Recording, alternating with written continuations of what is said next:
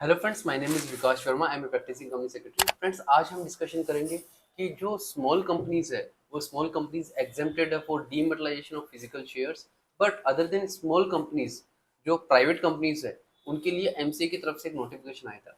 Friends, 27 अक्टूबर 2023 को एक MCA का नोटिफिकेशन आया था।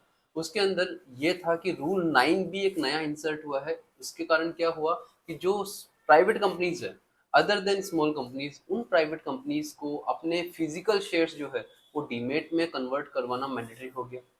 बट उसकी टाइमलाइन स्टार्टिंग में आई थी 30 September 2024 is the last date, but वो डेट एक्सटेंड होकर अभी 30 जून 2025 कर दी गई है। इसका मतलब ये है कि companies, private companies other than small companies, वो अपने फिजिकल शेयर्स को डीमेट में कन्वर्ट करवा सकते हैं बिफोर 30 जून 2025। बट क्वेश्चन ये है कि उन प्राइवेट कंपनीज को भी फॉर्म पास 6 फाइल करना मैंडेटरी है क्या? फ्रेंड्स, अर्लियर ये जो प्रोविजन था रूल 9A, ये पब्लिक कंपनीज पे एप्लीकेबल था। पब्लिक कंपनीज पे एप्लीकेबल था तो फॉर्म पास 6 भी फाइल होता था। बट यहाँ पे रूल 9 भी जब से इंसर्ट हुआ है तो क्वेश्चन ये भी है कि उन प्राइवेट कंपनीज को भी फाइल करना है या नहीं करना है।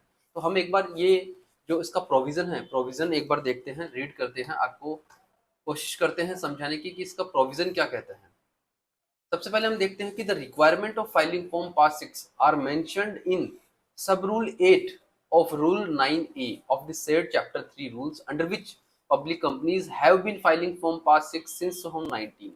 Under the newly inserted rule 9B for private companies, the sub rule 5 says that the provisions of sub rule 4 to 10 of rule 9A shall mutatis mutandis apply to the dematerialization of securities under this rule 9B. इसका मतलब ये है कि 4 to 10 जो rule 9A के सब rule 4 to 10 जो rule 9B में एप्लीकेबल है वो सेम एप्लीकेबल होगा रूल 9B के अंदर भी। ठीक है, जो रूल 9A में एप्लीकेबल था वो रूल 9B में भी एप्लीकेबल है। हेंस परसुएंट टू दिस सब rule, this rule 9B5 read with rule 9A8, the form pass 6 becomes applicable even for private companies other than small companies for whom DMAT has been mandatory, including wholly owned subsidiaries of private companies and Section 8 companies having share capital.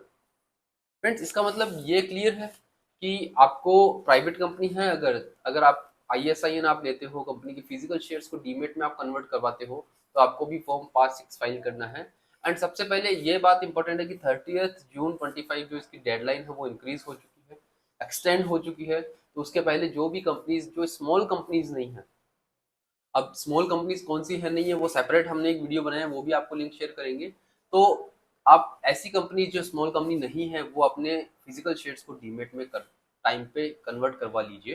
ठीक है, otherwise आप कोई भी company में share transfer करते हो, right issue करते हो, बोनस इशू करते हो तो आप नहीं कर पाओगे before converting into the dematerialization. Friends, इसकी टाइमलाइन 30 जून 2025। अगर आपको कोई भी प्रोफेशनल हेल्प चाहिए, लाइक आरटीए की हेल्प चाहिए, डिपॉजिटरीज की हेल्प चाहिए या फिर कन्वर्जन के लिए कोई हेल्प चाहिए, तो आप मुझे कमेंट बॉक्स में बता सकते हो। Friends, thank you so much for watching this video.